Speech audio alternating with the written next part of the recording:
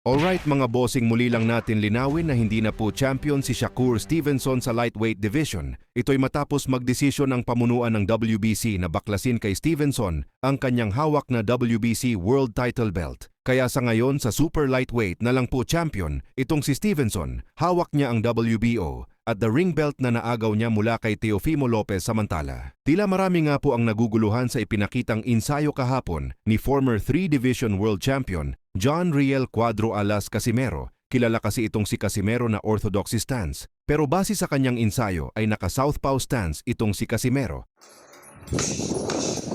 Wala. Paano mapansin bag?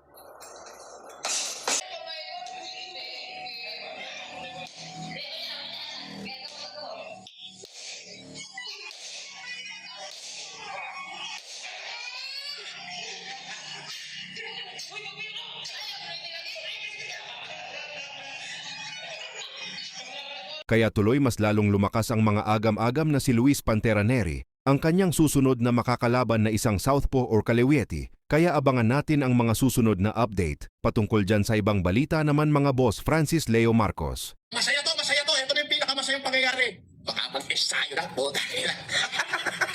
Ay, tuwa ako!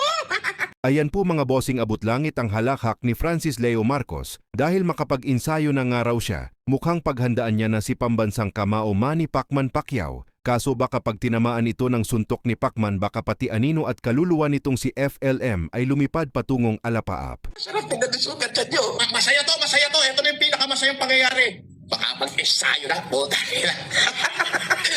Ay, tuwa ako!